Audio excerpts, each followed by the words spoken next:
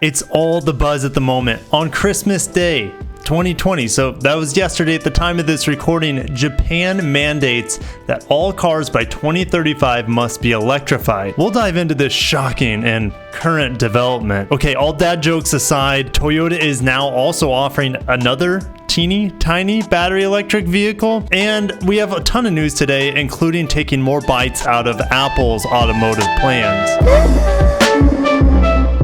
Welcome back, Lexurious Fleet. I hope you all had a wonderful, merry, jolly, happy Christmas, even if you're a 78.4%er. Heading on over to Wall Street Journal, Japan to phase out gasoline-powered cars, and they have to add in bucking Toyota chief. The irony of all this, okay, so Akio Toyoda, the Toyota chief, he's like, hey, just be careful about going too electric too fast because they're going to have all these ramifications, like destroying the current business model for automotive brands, destroying the power grid. And that was just a week after he's like, okay, here's our electric cars. We're going to have 6 of them starting in Europe. And we're pretty serious about electrification. So yeah, there's two sides of the coin here for Toyota. But let's dive into what this means for Japan as a country and their future for their electrification side of things. All new vehicles must be hybrids or fully electric vehicles starting by the mid-2030s. The Japanese government's Christmas Day release, which also targets adding as much as 45 gigawatts of offshore wind capacity by 2040, calls for all new cars sold in the country from the mid-2030s onwards to be electrified.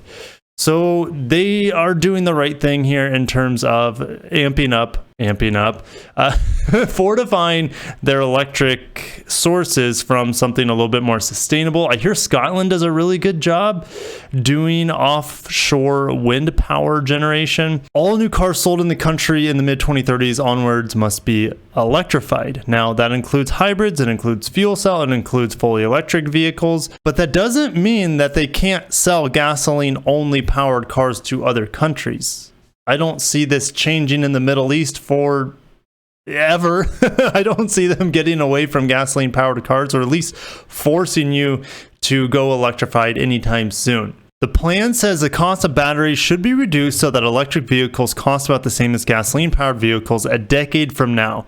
So it's 2020, they're saying by 2030, they expect battery electric vehicles to cost the same as gasoline cars. I'm not so sure about that. Hybrids at this point in time are pretty much on cost parity in a lot of ways. And then when it comes to battery electric vehicles, we seem to be quite a ways off. Japan thinks 10 years. I think that might be too conservative. The way things are going and the way things are shaping up around the world as batteries dive in cost and their adoption continues to rise, I think it could happen before then. And we will need some help from developing technologies like a sodium-ion battery that Toyota University is working on, and they seem to be pretty far along with this sort of studies on a sodium-ion, which would be far superior than lithium-ion because it's such a much more easily available element. Sodium comes from the ocean as opposed to lithium in the mining process and then mixing it with cobalt and all these other elements that are a little bit more difficult to attain. So sodium-ion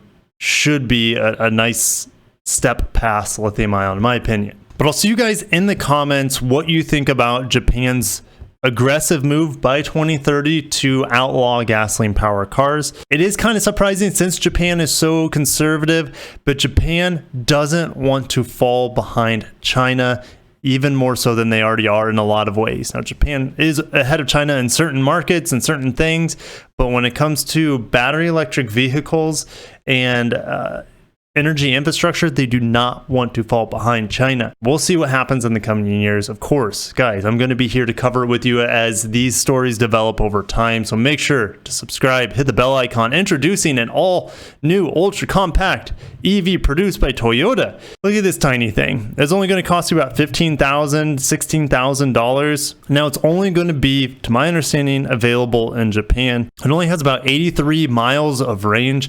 Don't know what the top speed is. This thing is tiny. Just looking at, well, the pictures, but also the dimensions. Has a really small turning radius. The car is named the C+ Pod. Maybe it's aimed at coders. The designs here, the brown door I don't know why, but it looks like they're selling these just for corporations and local governments. It is powered by a lithium-ion battery, no surprise there, and it is rear-wheel drive. Could you imagine drifting in this thing? How much fun that would be? You might tip it considering how narrow it is, but since the battery is low, weight distribution should be low.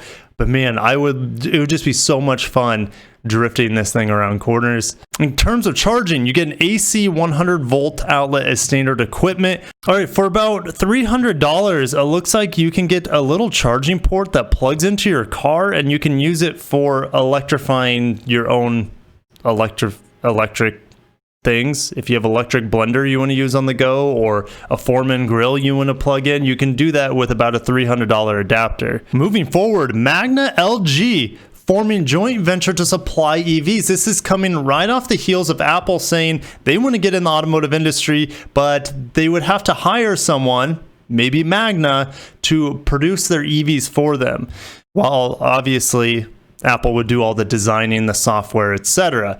But let's read into this. This is quite interesting because LG is working really closely with GM when it comes to their Ultium platform, Ultium batteries for their upcoming EVs. LG Magna e-powertrain will focus on manufacturing e-motors, inverters, and onboard chargers in South Korea, China, the United States. This is making even more sense for Apple, because if you think about it, Magna, I think we're only making one EV. I think that was in Austria, and that was the I-Pace for Jaguar. Now they're teaming up with LG to take over further electrification models from other brands. That's how easy someone like Apple with deep pockets can get into the automotive race. And this is a $1 billion joint venture between the two companies. Do you guys hear that? Yes, my neighbor's Honda Odyssey is back to waking everyone up again. The alarm has been going off since I woke up this morning around 5 o'clock.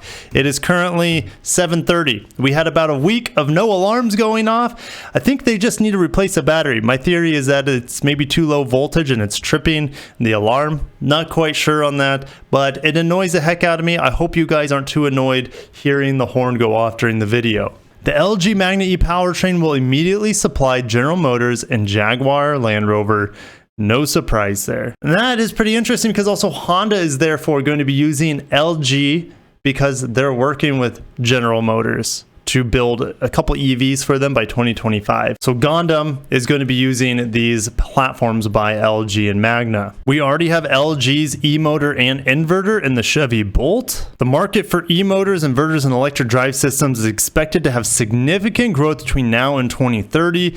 The joint venture will target this fast-growing global market with a world-class portfolio. The joint venture will include more than 1,000 employees located at LG's locations in the United States, South Korea, and China. The vast majority of those workers are already employed by LG and Magna and will work out of those existing facilities. Not really creating a whole lot of new jobs here, unfortunately. This transaction is expected to close in July of 2021, subject to a number of conditions, including obtaining LG shareholder approval and all necessary regulatory approvals. Holy cow, this is really big, guys. We could see thousands, hundreds of thousands of LG and Magna EVs in the future. GM's going to be working with them. We know GM wants to be as electrified as possible, as soon as possible, and Cadillac will be fully electrified by 2030. So I would expect most of them to be contracted through Magna and LG. We'll see. And lastly, Volkswagen CEO says Apple can mount major challenge with auto push. All they need to do is give Magna LG a call now. It's that simple. We look forward to new competitors who will certainly accelerate the change in our industry and bring in new skills, says Herbert Diess, the CEO of Volkswagen. The unbelievable valuation and the practically unlimited access to resources instill a lot of respect in us. Also fear.